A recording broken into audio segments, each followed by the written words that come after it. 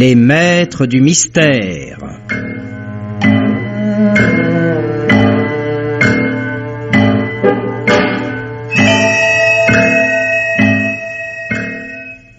Germaine Beaumont et Pierre Billard ont choisi pour vous ce soir Pas de pitié pour le Père Noël, un film radiophonique de Jean Cosmos d'après une nouvelle de Germaine Beaumont, avec Marcel André et la petite Sylviane Margollet, et Maurice Chevitte, Geneviève Morel, Denise Benoît, André Tincy, Jean-Jacques Stine, André Var, Claude Bertrand et Denise Bosque.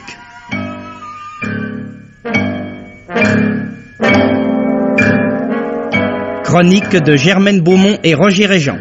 Bruitage Jean Berriac. Prise de son Jean Deleron. Assistante Odette Jodry. Réalisation Pierre Billard.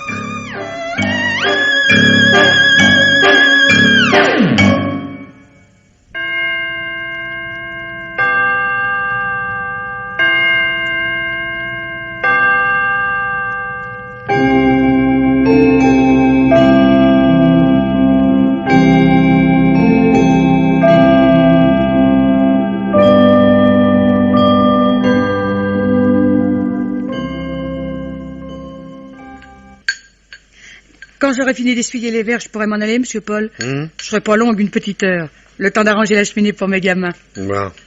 Mais juste 1 heure, hein. Merci. Vous en faites pas, je serai là pour le coup de feu. Oh, écoute, à Montmartre, c'est pas une chose à dire.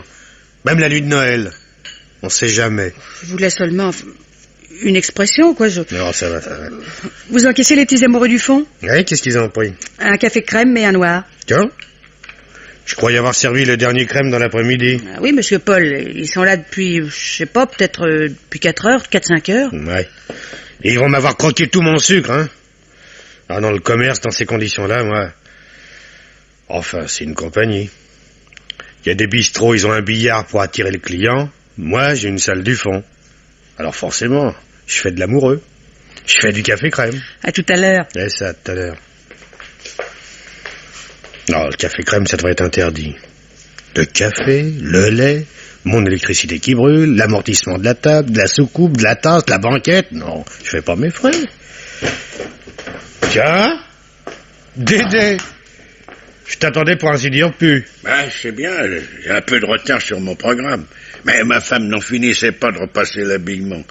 1 an de placard, c'est pour un costume comme pour un individu. Les plis sont pas commodes à effacer. Ah bah, à propos de placard, la femme du grand Robert est allée le voir dimanche. Ah. Il te fait bien ses amitiés. Ah bon? Qu'est-ce que tu bois? Ah, ce soir, je peux pas me permettre de fantaisie. Un petit coup de la bouteille du patron, ça sera bien. Quoi?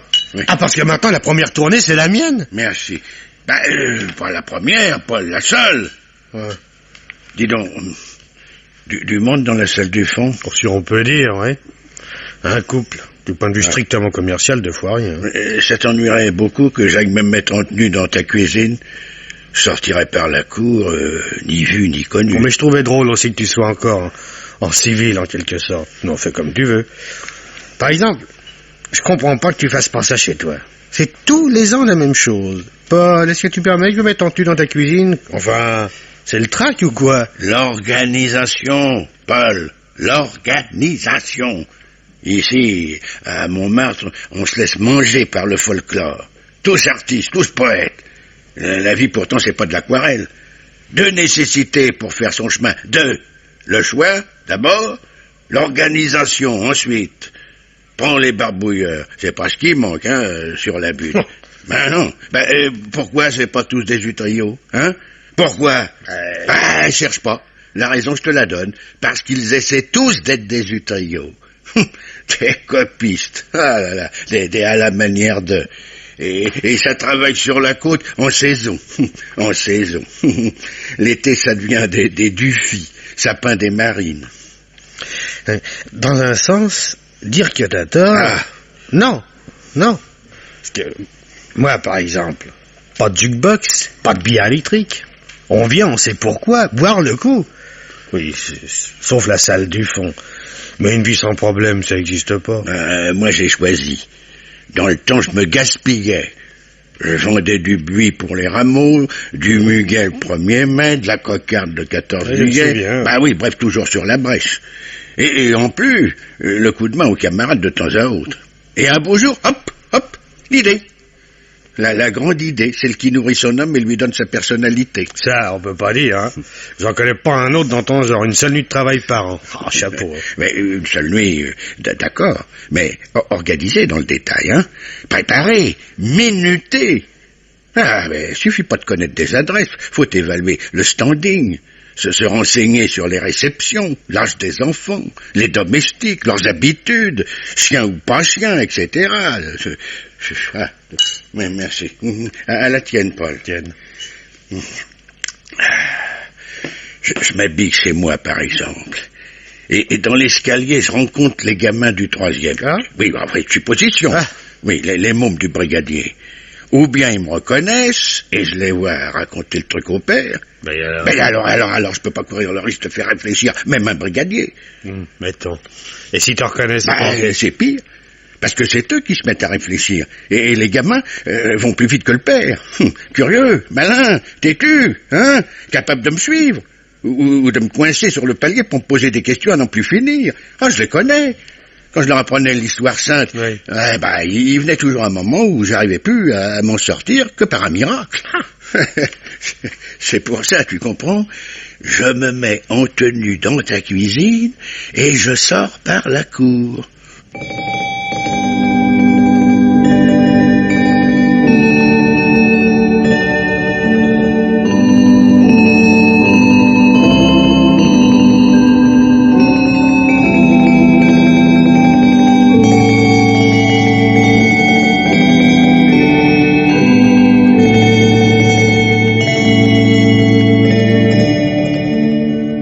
Tiens, l'avocat qui sort lui aussi. Je crois qu'on sera plus tranquille que jamais cette nuit. Oui, c'est ce que tu dis tous les ans. Et en fin de compte, à partir de minuit, ça rentre, ça sort, ça discute sur le trottoir. De toute manière, 8 jours avant les étrennes, tu garderas tes réflexions pour toi. Bon. Dans le métier de concierge, la fin d'année, c'est un supplice, seulement faut y passer. On a toute l'année pour se rattraper. Voilà. Bonsoir, Madame Mon. Bonsoir, Olga. Je me sauve, je vous laisse les clés. Oh, c'est pas bien raisonnable, s'il arrivait quelque chose. C'est justement pour ça que je vous laisse les clés. Le patron m'a donné congé. Il est bien vrai, ce mensonge-là? Oh, presque. Il m'a demandé de l'attendre jusqu'à 2h du matin, si je pouvais. Vous manquez pas de souffle, mon petit, il est 11h. Si je pouvais, Madame Mon, si je pouvais. Et vous pouvez pas? Non. Je viens de téléphoner à mon fiancé, il m'attend. Je l'ai pas vu depuis sa dernière permission. 3 semaines, c'est long. Et celui d'avant-hier dans l'escalier de service? Oh, un livreur. Tout de même, vous croyez pas que ça peut être sérieux? Oh. Quoi? Ça, par exemple. Quoi?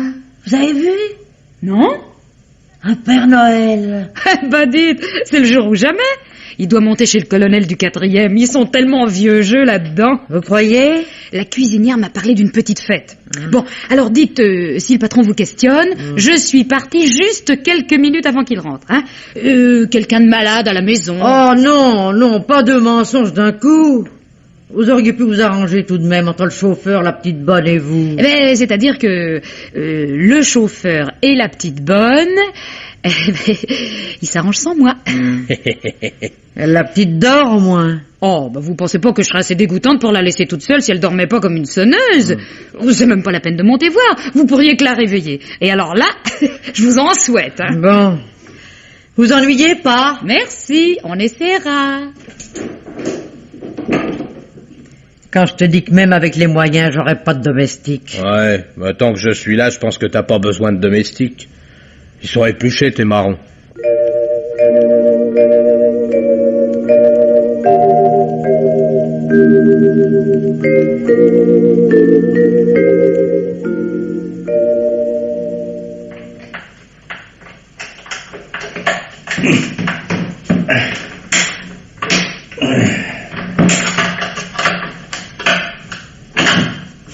Bon, le plus gros est fait. On a encore la main. Ne nous précipitons pas. 2e porte à droite dans l'entrée. Ah, là, je vois pas la 2e porte. Mais qu'est-ce qu'il m'a raconté, Antoine? Mais je ne suis pourtant pas trompé d'étage. Je la vois. Derrière le sapin. Ça, par exemple, c'est un sapin. Il a les moyens, monsieur l'administrateur de société. Attention. Deuxième porte. Petit salon. Nous y voilà.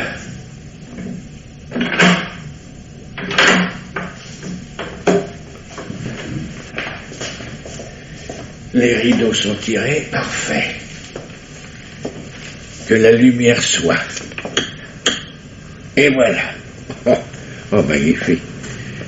Magnifique. Le luxe était fait pour le luxe. 2 fauteuils comme cela pour nos soirées, ma femme et moi, ça serait un paradis. Malheureusement, les fauteuils, n'y pensons plus. Et rappelle-toi les principes. Ni mobilier, ni tapis, ni tenture, ni tableau. Rien que des choses qui peuvent entrer dans le... Je lui ai fait peur. Que je t'ai fait peur? Peur? Vous m'avez... vous m'avez contrarié, vous m'avez pas fait peur. J'ai très bien vu que tu devenais blanc comme ta barbe. Les autres vieux, quand je leur fais peur, ils deviennent rouges, mais rouges. Quand ils sont deux, on dirait des cerises. Mon petit, sachez qu'on ne parle pas des vieux sur ce ton. Ensuite, je ne suis pas un vieux ordinaire. Et aussi qu'on ne se présente pas en chemise. Vous devriez... Pourquoi on se dit pas tu? Parce que c'est incorrect. J'ai toujours tutoyé le Père Noël, tu sais. Je t'ai toujours tutoyé. Toujours. Oui, mais j'ai jamais aimé ça. Par ailleurs, ma chère enfant... Tu peux m'appeler par mon petit nom, ça me vexera pas. Oui, mais votre petit nom m'est parfaitement... totalement indifférent. Je pourrais, mais il se trouve que je suis contre toutes sortes de familiarité. Et... Bon, j'ai compris, tu veux pas m'appeler Marie-Ange, toi non plus.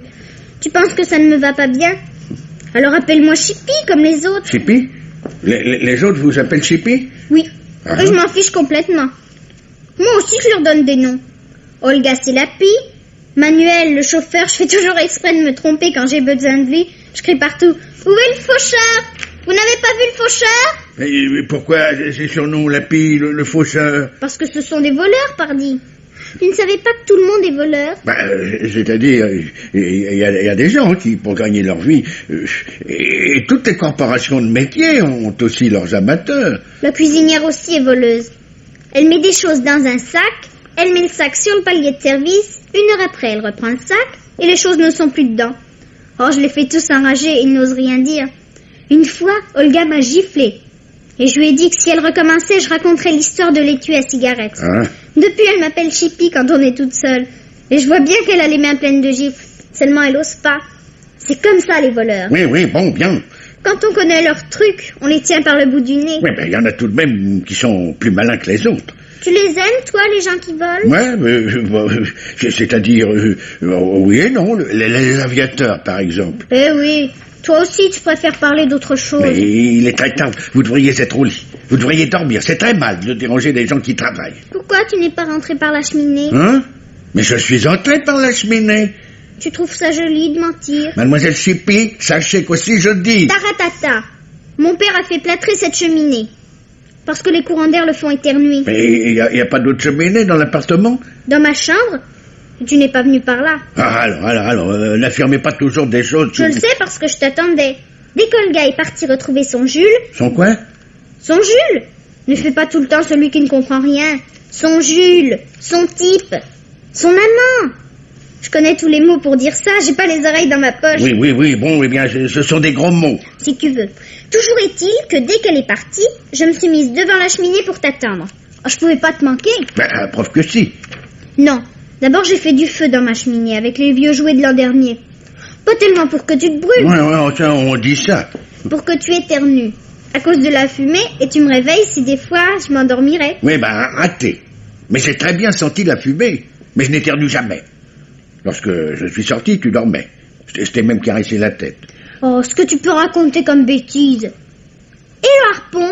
Pas encore le harpon. Je savais bien que tu disais n'importe quoi. Menteur.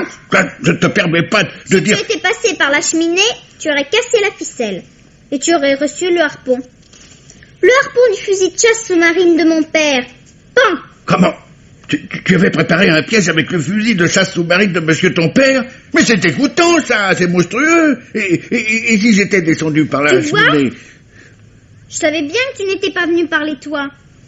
Ben, tu m'aurais fait très mal. Enfin, c'est-à-dire, à proprement parler, non, puisque, étant le Père Noël, je suis insensible. Mon œil, oui. Mon œil? Oh, mais dites donc, vous commencez à m'énerver, vous. Par où tu es passé? Par où j'ai voulu. Je passe par où je veux. À travers les murs, les planchers, comme ça me chante. Quelquefois par les portes. Oui, mademoiselle, je pourrais vous montrer ma clé enchantée qui ouvre toutes les portes. Oui, fais-moi voir ton passe. Mon passe? Oh, mais non, mais c'est que... Une clé enchantée, comprends-tu, Sipi? Enchantée! Moi, je m'en fiche que tu cries seulement, si quelqu'un t'entend. Ouais, ben, c'est ta faute. Et ça m'est égal. Je peux très bien crier. La nuit de Noël, tout le monde a le droit. Pourquoi tu cries plus, alors? Oh, il y a des coups de martinet qui se perdent. Je ne crie plus parce que je suis un personnage bien élevé et que je ne suis pas chez moi. Aïe, aïe! Mais dis donc, veux-tu poser tes ciseaux? Aïe! Pour ça aussi, c'est du bidon? Oh, quoi? Ton insensibilité. Pas du tout, je suis insensible à volonté. En ce moment, j'ai décidé de ne pas l'être, pour te punir. Ah, aïe! À ta place, moi, je ficherai le camp à travers le mur. Fais-moi plaisir. Rien qu'une fois. Passe à travers le mur. Non! Tant pis pour toi, alors. Aïe! Oh, oui, je passe. Enfin, j'essaie. Parce qu'en fin de tournée, il se peut que... Non, réfléchis bien. Si je traverse ce mur, tu ne me reverras jamais. Jamais! J'ai quand même de l'avance sur les copines. Moi, je t'ai vu. Bon, j'y vais. Tu l'auras voulu. Attends. Ah, je savais bien que tu changerais d'avis. J'aime mieux que tu me quittes d'un seul coup. C'est un très gros mur. Oui, pas gros, pour moi, ça revient au même. Oui, mais celui-là est si gros qu'on l'appelle le mur du coffre. Oui, je sais. Il est incrusté dans le coffre. Oui, sous la tapisserie d'Aubusson, je sais. Ça m'embêterait de te voir partir tout doucement comme un morceau de sucre qui fond. Je veux que tu le traverses d'un coup, en courant. Prends ton élan depuis le mur d'en face. Quoi? Oh non, ça n'a rien à faire, j'en refuse. D'ailleurs, je suis résolu à ne traverser aucun mur. Je suis désolé, mais tu mérites une leçon. Qu'est-ce que c'est? Téléphone, le sonner. Oh non, c'est peut-être maman. C'est ma maman. Elle va rentrer? Mais non, elle n'habite pas ici. Viens lui parler, viens. Tu diras que tu es n'importe quoi, le valet de chambre, mon père en cherche un. Oui, bon, mais à deux conditions, hein. Plus de ciseaux, plus de murs. Juré? Dac. Je peux pas lui parler, toi? À ta mère? Oh non, faut qu'elle croie que je dors. Et quand je lui parle, je pleure toujours. Ça lui fait de la peine. Allez, viens. Allez, vas-y. Allô? Ah ben, vous en avez mis un temps. Mince, c'est mon père. Qu'est-ce que je fais? Alors, vous m'écoutez, oui, qui est à l'appareil? Oui, on écoute. C'est une drôle d'heure pour téléphoner, par exemple. Mais qui êtes-vous, monsieur? C'est le Père Noël, mais dis-lui. Oui, quoi. je suis le Père Noël, monsieur. Ah, c'est malin, oui. Il a raccroché. Oh, il doit être furieux. Il doit répéter « Ah, malin, ça c'est malin. Oh là là, ce que c'est malin. » Je suis sûre qu'il est avec Mathilde. Il va rappeler. Oui, moi, ça va comme ça. Père Noël, un coup, bon, on se dit, c'est un faux numéro, deux coups, on commence à se faire des idées. C'est moi qui répondrai. Pourquoi on dit c'est un faux numéro? Les gens ne croient plus à rien. Ça, c'est la débâcle des bons sentiments. On m'embrionnait dans la rue, Il y en a trop de faux, tu comprends? Je trouve aussi qu'il y en a beaucoup, dans un sens. C'est intéressant. Puis j'ai assez bavardé, j'ai du travail, moi. Qu'est-ce que je t'avais dit? C'est toi qui réponds. Allez, je décroche, mais... Attends un peu, j'ai l'air d'arriver de ma chambre. Bon. J'ai vu des gamins et des gamines, mais comme toi, ça, jamais. Oui, je me défends. Allô? Allô, c'est toi, Marie-Ange. Qui est à l'appareil? C'est moi, ton père. Vous voulez mon père? Il n'est pas là, il n'est jamais là la nuit de Noël. Non, c'est moi, c'est lui. Enfin, ici, ton père. Marie-Ange, tu m'écoutes, oui? Oui? Tu es toute seule? Et vous, mon père? Je te demande pas. Je suis avec Olga. Vous voulez lui parler? J'irai la chercher. Elle disait justement que pour le premier de l'an, elle voudrait je ne sais plus quoi. Oui, non, j'ai pas le temps, et c'est pas le moment. On peut pas échanger 10 mots avec cette fille sans qu'il y ait une réclamation quelconque dans l'air. Dis-moi, comment se fait-il que tu dors pas? Je ne sais pas, mon père. Mais cesse de dire toujours mon père, à ton âge on dit papa. Oui, mon père. Écoute, tu diras à Olga que je rentrerai avec des amis tard. Oui. Je sais pas quand. De toute façon, qu'elle fasse préparer la chambre sur le jardin. Tu m'écoutes, oui? Oui. Je ferai la commission. Merci. Tu es une bonne petite fille, Marie-Ange. Va te recoucher et dors bien. Je te souhaite une bonne nuit. Moi aussi, mon père. À vous. Mais à l'autre, vous pouvez lui dire que la chipie lui souhaite de vieillir de 1000 ans d'un coup. Ouais. Eh ben, il va être furieux. Oh oui. Dis donc, l'autre, c'est Madame Mathilde. Oui, mais on ne dit pas madame. Hein? On dit Mathilde. Il devrait y avoir un Père Noël qui emmène ces femmes-là dans sa hotte. Et quand il serait très haut dans le ciel, il renverserait sa hotte et elle tomberait en poussant des cris. Et elle ferait un grand trou dans la terre et ils iraient cuire au milieu. Oui, mais outre qu'il faudrait une très grande hotte, je suis un bonhomme assez fatigué, qui a déjà perdu pas mal de temps. Je croyais que tout allait s'arranger, que tout allait recommencer, que maman reviendrait. La semaine dernière, mon père pleurait au téléphone. Je l'ai vu. Il parlait à maman. Il lui demandait pardon. Et cette peste est revenue. Mais si vous n'êtes pas avec votre maman, c'est peut-être qu'elle a eu, elle aussi, des torts. J'ai entendu dire que la loi laisse toujours les petites filles à leur maman, quand ça ne va plus dans un ménage. Je sais pas. Et maman, c'est maman. Elle a préféré que je reste dans cette maison parce que c'est riche. J'apprends le piano, le cheval, j'ai une miss pour l'anglais, une Fräulein pour l'allemand, tout quoi. Ah oui, c'est vrai, ça. On fait du sentiment, on cause, et la nuit passe. Et papa est riche. C'est du travail, moi, mon petit. Je peux pas me permettre... Si Mathilde passe une seule journée ici, elle n'en sortira jamais. Alors je m'en irai. Oui, à franchement parler, je vous imagine mal ici, toutes les deux ensemble. Surtout avec un fusil de chasse sous-marine dans l'appartement. Oh oui, je l'attendrai dans le couloir et pan! Il paraît que dans un couloir, on ne rate jamais son coup. Et elle, je veux pas la louper.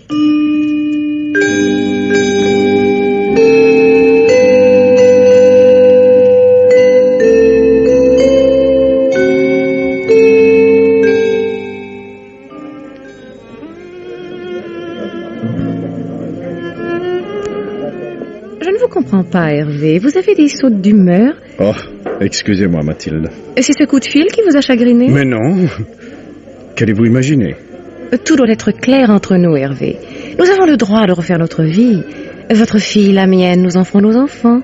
Vous mettrez Marie-Ange dans la pension d'Isabelle, il n'y aura donc aucune différence entre elles. Bien sûr, Mathilde. Je ne sais pas si vous réalisez très bien quelle est la personnalité de Chippy. C'est une curieuse petite bonne femme. Un sauvageon. Et alors? Dans cette pension, ils sont d'une grande rigueur. Ils remédieront très vite aux effets néfastes de cette espèce de nonchalance que votre femme a manifestée dans l'éducation de Marie-Ange. Vous voyez, moi je dis Marie-Ange, je ne dis jamais Chippy. Je crois qu'entre autres c'est la bonne manière. Je la comprendrai, elle me comprendra, et nous serons d'excellentes amies. Mais je vous répète que tout doit être clair. Nous sommes l'un et l'autre libres, absolument libres. Mathilde, vous êtes veuve, pour vous les choses sont plus simples, enfin, si j'ose dire, pardon. Je ne puis interdire à Irène, à ma femme, à mon ex-femme, les visites autorisées par la loi. Qui vous le demande, Hervé? Nous la lui donnerons même autant qu'elle voudra pour les vacances. J'exige simplement... Je souhaite que vous fassiez disparaître tous les souvenirs concernant cette personne de votre domicile. Vous me l'avez déjà dit, j'ai déjà donné les instructions en conséquence. Mais, de grâce, Mathilde... Soyez un peu patiente. Vous avez raison. Comme toujours, Hervé. Je suis une nature assez impulsive. Avouez que si je ne l'avais pas été il y a 8 jours, nous ne serions pas ici ensemble ce soir. Vous vous laissiez faire, mon chéri. Vous vous laissiez faire.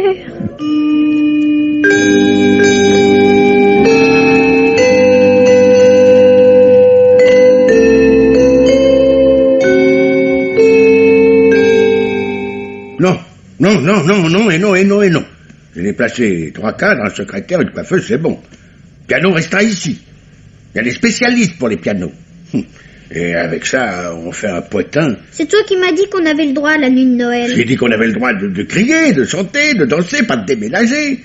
Si quelqu'un monte... Ils verront le Père Noël, et alors... Et s'il n'y croit pas? Évidemment, vous, ça vous est égal. Mais tu passeras à travers le mur. Si j'ai poussé le piano, impossible. J'ai tout de même un gros effort pour traverser les maçonneries. J'ai pas l'intention de rester en carafe au milieu. Personne ne viendra. Et si quelqu'un vient, je dirais qu'on en sait. Oui, ça fera sérieux pour moi. Comme tu veux, mais alors tant pis pour ta trousse. Ma trousse quoi? Quoi ma trousse? Quelle trousse? Tes outils. Mais mes outils? Oh, mais qu'est-ce que j'ai fait au bon Dieu? Oh, mais allez, rends-la, rends-moi ma trousse. J'en ai besoin. Quand une cheminée me résiste, il faut bien que je me débrouille pour passer. Moi, j'ai une femme, j'ai des enfants. C'est pas vrai. Si, justement, c'est vrai. On va voir. Raconte. Mais il n'y a rien à raconter, c'est comme ça. Parle-moi de la mère Noël. Elle est une assez grosse dame qui a été très jolie dans sa jeunesse, qui a été très douce, Dans sa jeunesse? Ce que tu peux manquer d'imagination. Et tout de même, ce que tu peux inventer. Si elle existait, elle aurait toujours été aussi vieille que toi. Elle serait née toute vieille comme toi. Elle serait éternelle comme toi. C'est bien l'impression qu'elle me donne des fois. Trouve autre chose. Mais bon sang, je t'ai rien fait, moi. D'ordinaire, les enfants sont charmants avec le Père Noël. Qu'est-ce que c'est que cette torture? Allez, ma trousse, tout de suite. Ou bien je deviens le Père Fouettard, et ça ne traînera pas. Où l'as-tu mise? Dans le coffre. Dans le coffre? Quel coffre? Tu veux dire? Le coffre-fort. Le coffre-fort? Mais je rêve, moi, voyons. C'est un cauchemar. Ah, d'où Jésus, je vous en prie, sortez-moi de là. On a des torts, bien sûr, mais enfin, vous allez trop fort. On va faire un arrangement, tous les deux. Oui. Je connais la combinaison du coffre.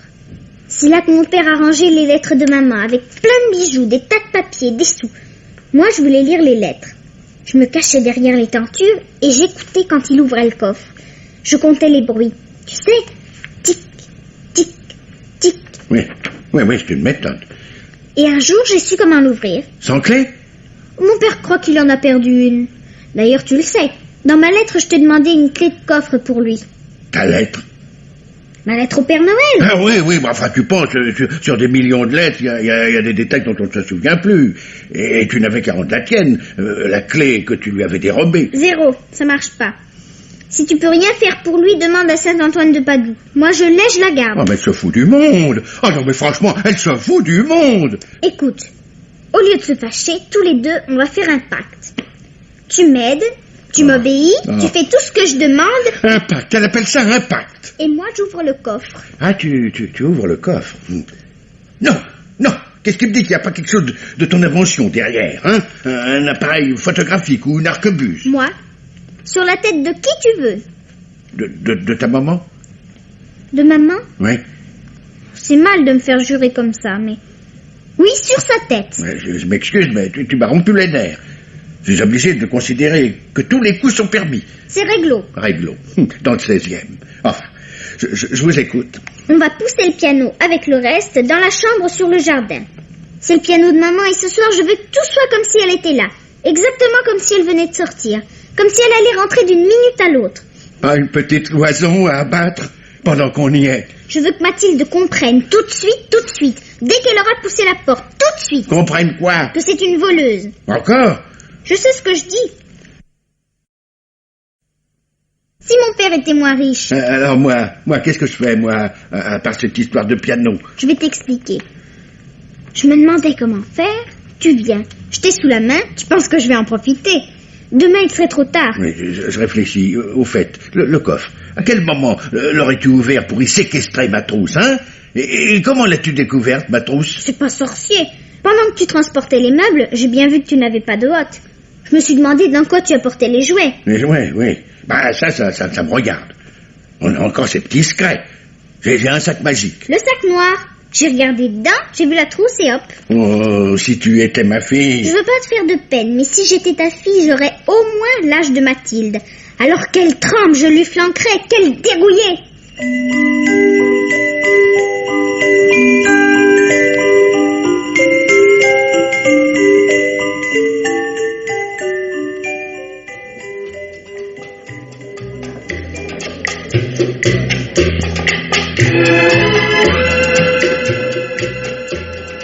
Comprenez-moi, Mathilde, tout ceci est une explication définitive. L'occasion mal choisie, je gâche votre soirée, soit.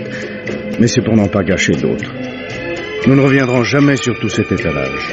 Ce serait très malhabile de ma part de vous contrarier ce soir.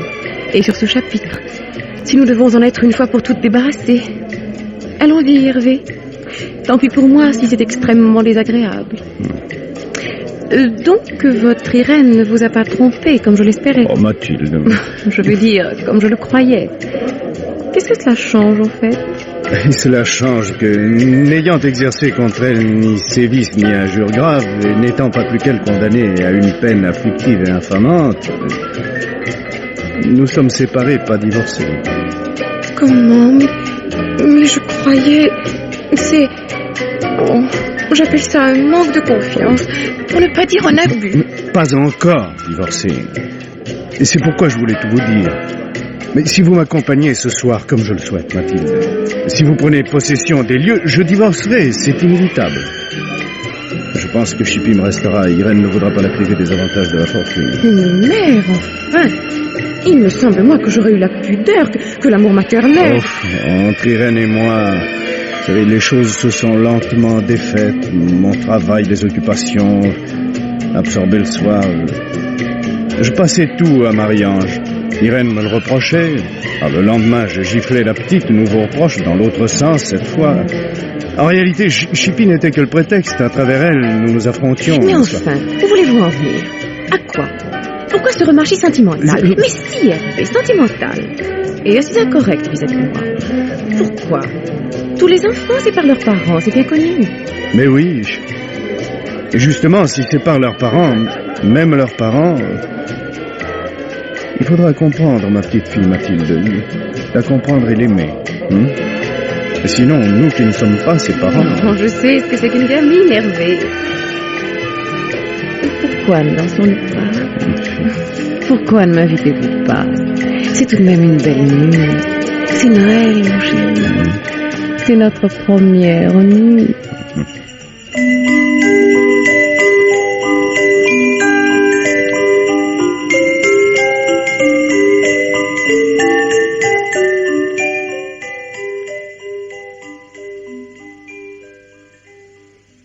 Tu as compris? Oui. Répète. Je sors par le garage, en sous-sol, je file chez madame ta mère, je lui raconte ta petite histoire, je reviens, sous-sol, garage, le coffre, ma trousse, et adieu, adieu, adieu. Tu vas pas me quitter en colère, non? Si je t'en voyais pas. Ça m'étonnerait, mon matériel j'y tiens, figure-toi. Et si on t'arrêtait? Les agents? Les agents, pourquoi veux-tu que... Enfin, qu'est-ce que tu veux dire? Qu'est-ce qui mijote encore? Rien, sauf que tu n'as pas de papier.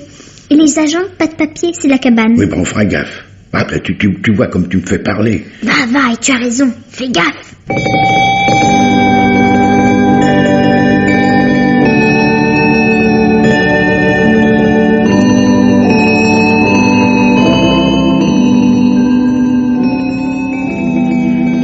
Je me demande ce qu'elle a compris. Et même si elle a compris quelque chose.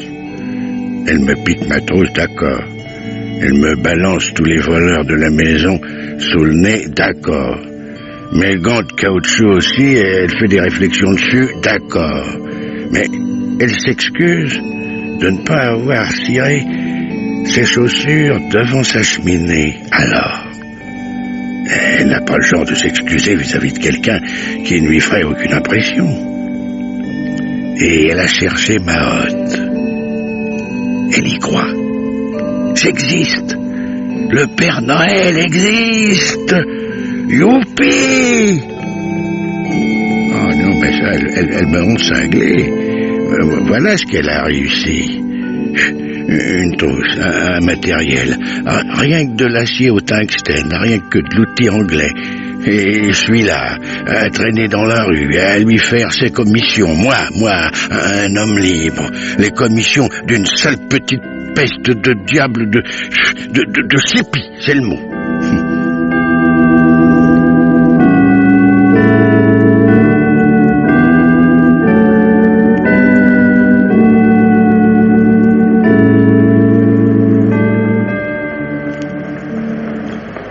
Avec ça, c'est pas le tout. Est-ce que je suis, moi?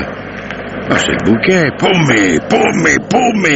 Et le temps qui passe. Ah non, il n'y a plus de bon Dieu, plus de Père Noël, plus d'enfants. Un flic. Si je me mets à cavaler, c'est la fin de tout. Et il me regarde. Ouais, j'ai jamais vu un homme en soutane rouge, non? Et il me regarde drôlement. Il n'y a plus qu'un truc. Il y a plus qu'un truc, lui demander mon chemin. Sans ça, je suis bon. Je suis pas à une humiliation près cette nuit. Bonsoir, monsieur l'agent. Bonsoir. On finit la tournée? Oui, enfin, c'est-à-dire... non. Justement, si vous pouviez m'expliquer où je suis. Oh, elle est bonne, celle-là. Un vieux zigoto comme vous, c'est fait pour s'en repérer au cheminée, pas aux plaques des rues. Où vous allez? Vous vous fâcherez pas? Je suis pas un ours. Ça y est, je peux plus le dire. Pourquoi? Rue aux ours. Je vais rue aux ours. Ah oui, on rigole. Quel numéro? Méfiez-vous, hein. Une fois ça passe... 24. Ouais, c'était pas loin. Vous me disiez 22 et on finissait la nuit ensemble. Vous prenez la première à gauche, la seconde à droite, vous descendez les marches et vous demandez. Bon, merci, monsieur l'agent. Mais dites donc, Et la hotte? Vous avez pas de hotte? Comment ça se fait que vous avez pas de hotte? Oh là là, un vicieux en plus. J'ai une hotte, mais pas ici. Faut que j'aille la chercher, rue aux ours. J'ai mes petits dépôts comme ça dans Paris. Moi aussi, j'ai des petits dépôts comme ça dans Paris. Vos papiers. Monsieur l'agent, c'est pas raisonnable, la nuit de Noël. Vos papiers. Sont peut-être dans la hotte, non? Des fois. On connaît le coup, vous comprenez? Quel coup? On se déguise, on rentre dans les appartements, on fait son petit fourbi. Oh, y a un type qui... Oh non. Vous saviez pas? Mais c'est pourtant vrai. L'an dernier, 7 cambriolages. 7. Dans la même rue, pour ainsi dire. Alors, cette année, tous les Pères Noël au commissariat. À moins qu'ils aient des papiers. Monsieur l'agent, des papiers, moi. Qui voulez-vous qui me les demande? À part vous, qui? C'est comme si vous vous obligez d'avoir toujours les vôtres sur vous. L'habit fait le moine, au fond. Mais moi, j'ai les miens. Allez, on dit ça. Mais pardon, vous allez voir. Ah ben ça alors. Mais où est-ce que...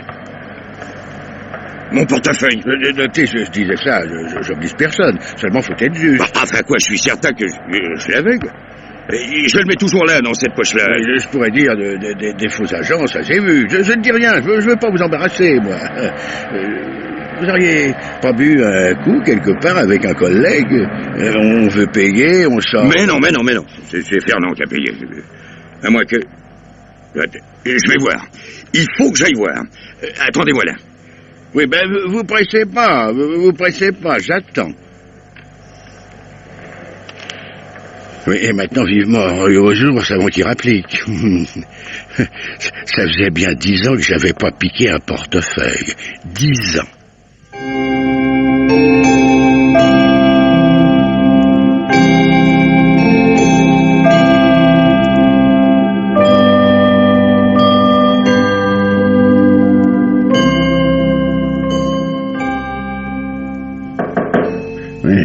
Si elle n'est pas là, je suis fait.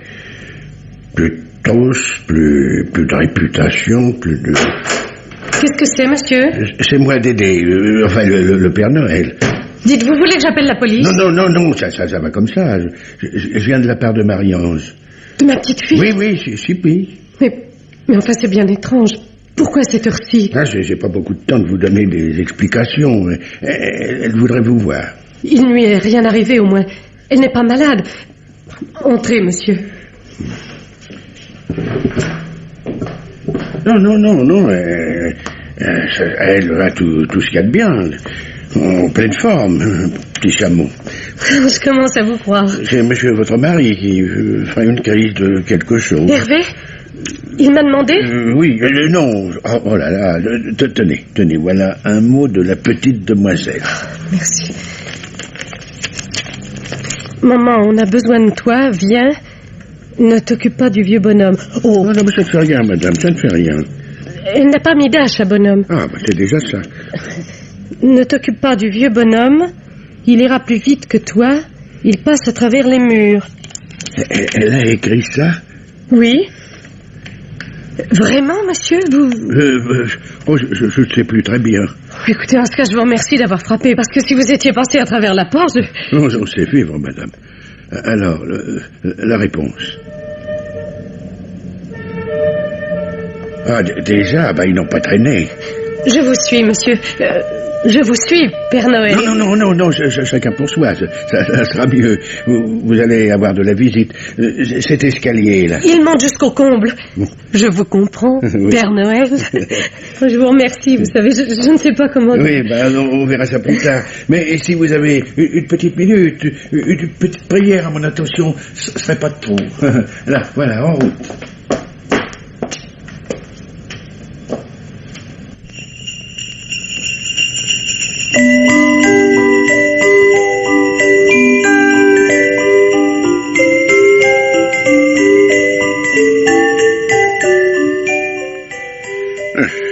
J'irai pas loin par les toits.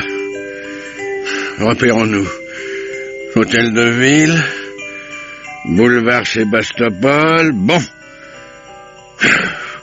J'ai réussi à remonter sur le toit d'en face et à descendre dans la petite cour. Sauvé. Oh, ça alors. Un collègue. Avec une autre, le farceur. Hé! Oh! Tonton! Oh! Ah, mais il est sourd, non? Mais te sauve pas, je suis du bâtiment! Oh! N'écouterai pas, va. Juste un tuyau pour redescendre. Je travaille dans un autre quartier. Oh, c'est pas possible. C'est pas vrai, j'ai la berlue. Il s'est enfilé dans le mitron d'une cheminée. Disparu. Ça n'existe pas. Je suis sourd de fatigue. J'ai des... Je vois des mirages.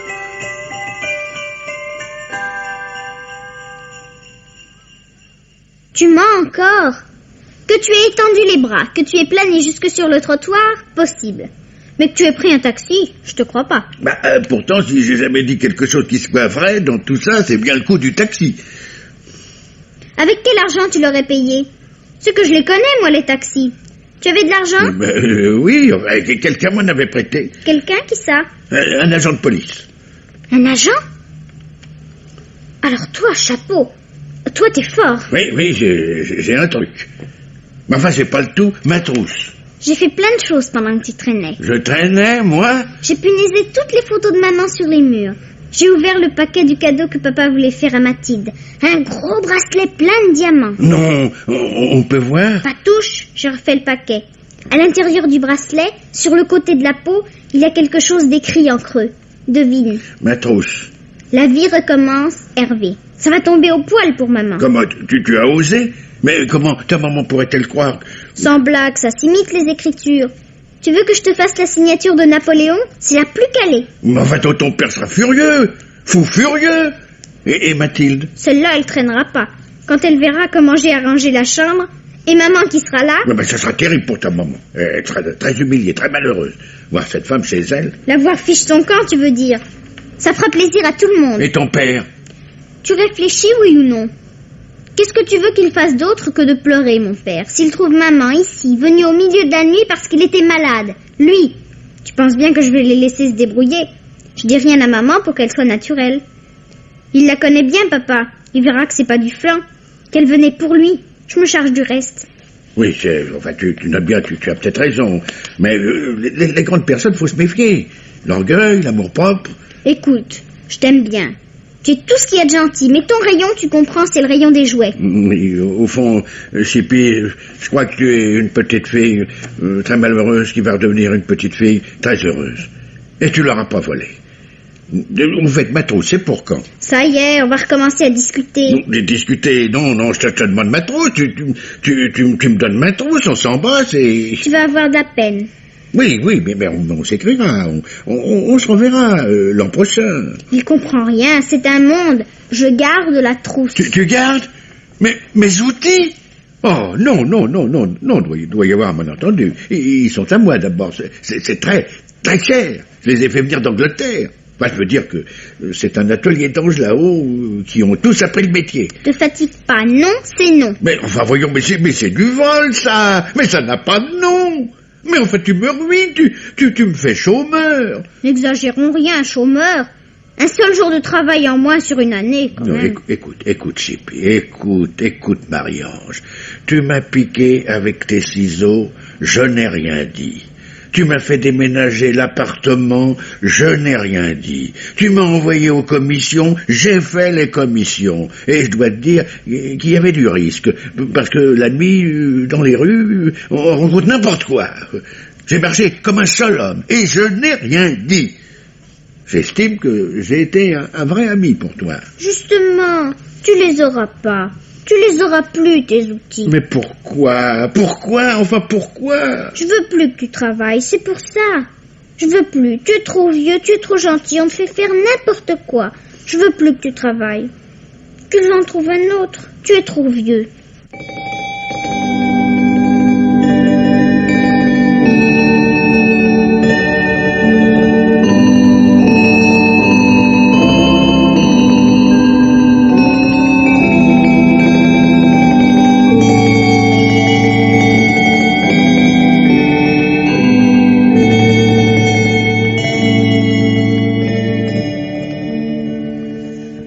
Tu es trop vieux.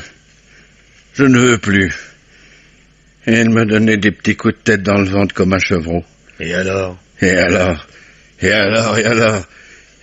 on chialait pas, mais le cœur y était. Et t'as pas rendu la panoplie? Non. Dédé. Ah, Dédé, un ami comme moi. Je te demandais pas de me faire l'inventaire. Et que tu viennes me raconter... Oh, non, un homme comme toi. Qu'est-ce que c'est que ces salades? Des salades? Oui, le Père Noël qui plonge dans un conduit, la mère qui t'écoute, qui marche, une môme qui te fait faire des 400 coups et... Non mais, Dédé, c'est que t'as l'air tout chaviré. Enfin quoi, il y aurait du vrai? Le portefeuille, tiens, regarde. La photo. T'es un facteur ou quoi, sur la photo? Mais... Je l'ai inventé aussi, le portefeuille. C'est vrai, c'en est un vrai flic. Puis il a tout pour plaire, hein. Prestige de l'uniforme, excuse-moi, mais j'ai jamais compris. Je vais tout de même pas le rapporter dans un commissariat. Je manquerais d'air. Quoi? Le rendre? Non, mais tu ferais ça, rendre le portefeuille d'un... Mais bonsoir, mais c'est une pièce encadrée, ça. Je serais pas dans le commerce, je l'afficherais. C'est comme si t'étais chasseur et tu tombes un tigre. On empaille la tête, on la montre aux amis. Ah, c'est fini, je pourrais plus, j'ai fait mon temps. Pense à ta femme.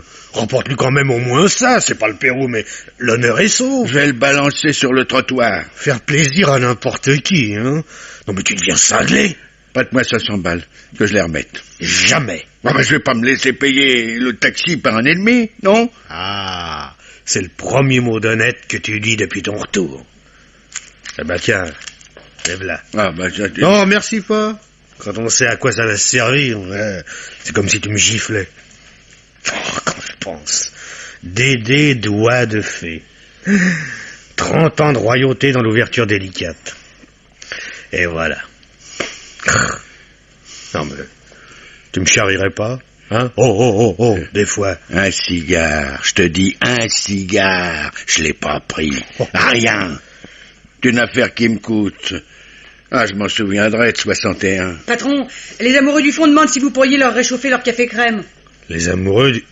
Non mais pas les mêmes, j'espère. Pas les mêmes. En tout cas, c'est le même café crème. Je pense pas que d'autres auraient le culot. Des jeunes comme eux. Oh, le culot. Les jeunes, m'a demandé à Dédé, il vous en causera pas, vrai Dédé? Hein? Oui, si on veut. Je voudrais encore te demander quelque chose, Paul. Quoi donc? Un jeton de téléphone. Quoi? Je te paierai. Oh non mais me crispe pas avec tes nouvelles manies. Payer, rendre... j'avais que le temps de tourner la tête et tu m'en cristais un litre de vermouth. Chaque fois que je te voyais, c'était de l'aventure pour mon tiroir caisse. Je te respectais, Dédé. Ah, excuse-moi, on cogne pas sur un homme tombé. Lève-la ton jeton. Merci. Hey, Dédé, si on te donne des nouvelles là-bas, raconte-moi la suite. Oh, sans blague.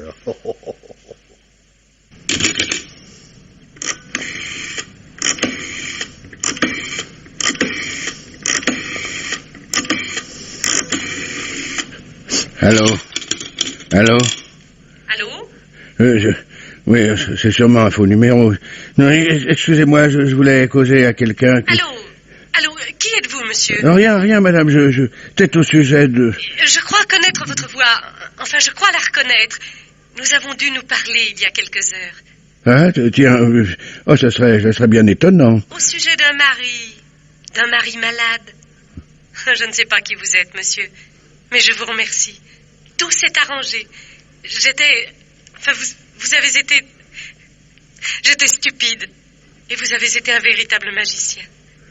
Un vrai Père Noël. Mais je ne sais pas de quoi vous parlez, madame. La petite va bien. Elle dort. Je crois qu'elle dort heureuse. Ah. Elle dort avec la trousse que vous lui avez donnée. Elle l'a dans ses bras, comme une poupée. Où pourrais-je vous la faire apporter? Ce sont de très jolis outils, très fins. Oh, non, plus besoin. Merci, madame. Allô? Allô? Monsieur? Père Noël? Vous m'écoutez? Valet de chambre. Il cherche un valet de chambre. Mais je ne vais pas devenir valet de chambre à mon âge. Enfin, je vais pas... c'est pas possible. Enfin, réfléchis, espèce de petite chipie.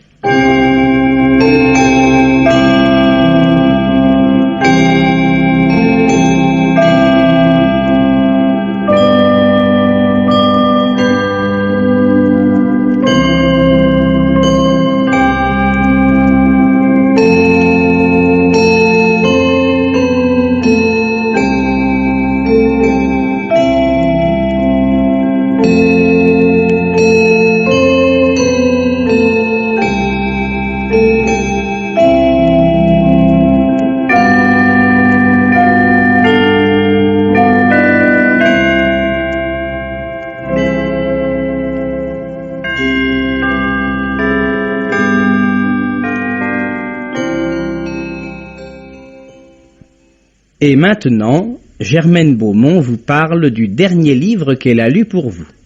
Un roman intitulé « Meurtre au feu rouge », publié aux presses de la Cité, vient de retenir mon attention pour ses qualités sérieuses. Il est signé Georges Gabriel Baumier. Je n'avais rien lu encore de cet auteur plein de promesses. L'intrigue qu'il propose n'est peut-être pas des plus originales, mais elle comporte des éléments attachants et vrais, et les personnages ont la densité de la vie. Ce ne sont pas des mannequins tirés par des ficelles. Cela débute par la découverte au volant d'une automobile fermée de l'intérieur d'un homme inanimé. En fait, il a été tué d'un coup de revolver, mais la version du suicide ne saurait être retenue car il n'y a pas de revolver dans la voiture. L'enquête entreprise dans des conditions assez difficiles montre cet homme sous des traits qui, certes, justifieraient qu'on eût attenté à ses jours. Il se nomme Marcel Ardouin et il a édifié, à force de ténacité et même de brutalité, une affaire de ferraille qui est saine et prospère. Il n'a donc aucune difficulté d'argent et, dans l'ordre sentimental, il s'est contenté d'une liaison où sa vanité trouvait plus de place que ses sentiments. Mais il a suscité des haines. C'est ainsi qu'il a donné à son comptable, coupable de détournement, un délai beaucoup trop bref pour que le malheureux puisse trouver à temps les fonds nécessaires pour réparer sa faute. Il a également conduit avec violence un vieux camarade malchanceux qui tentait d'exercer sur lui un minable chantage.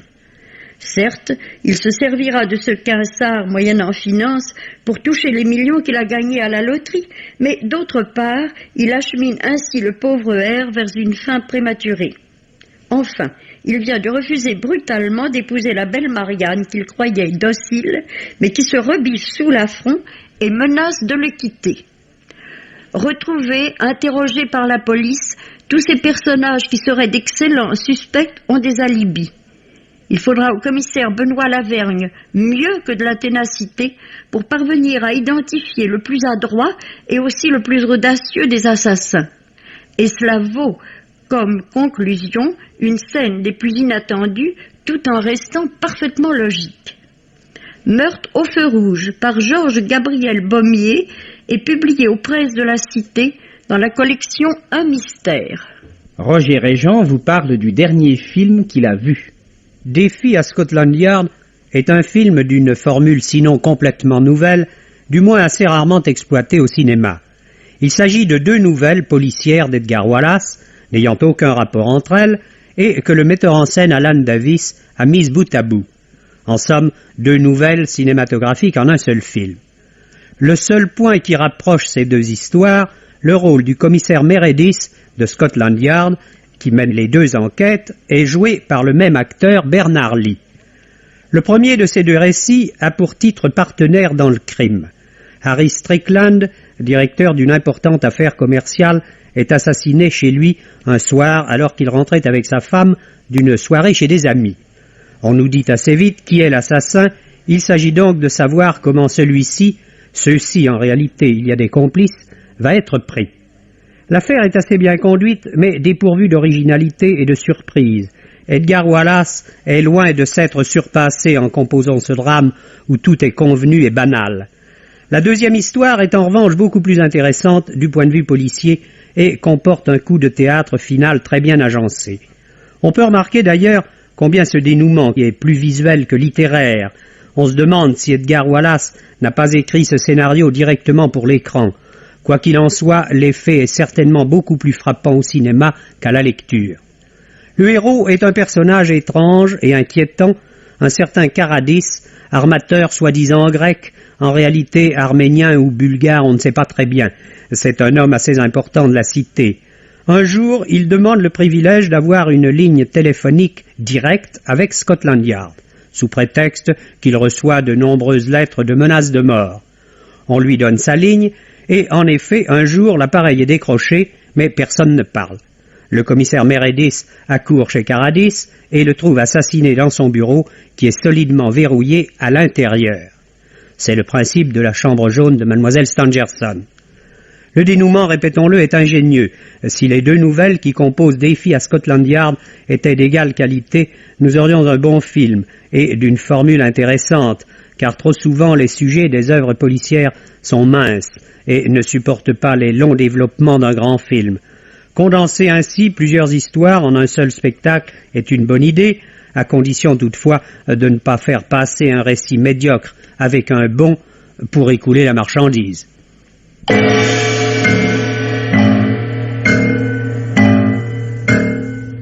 Les maîtres du mystère.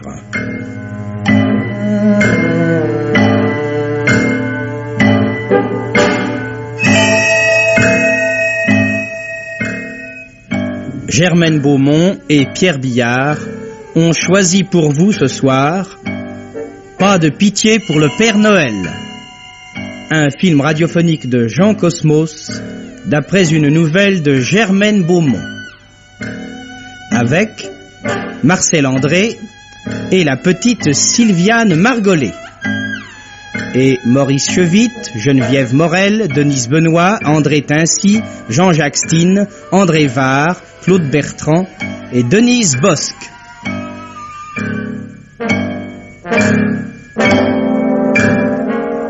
Chronique de Germaine Beaumont et Roger Régent. Bruitage Jean Berriac.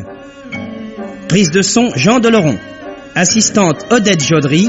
Réalisation Pierre Billard.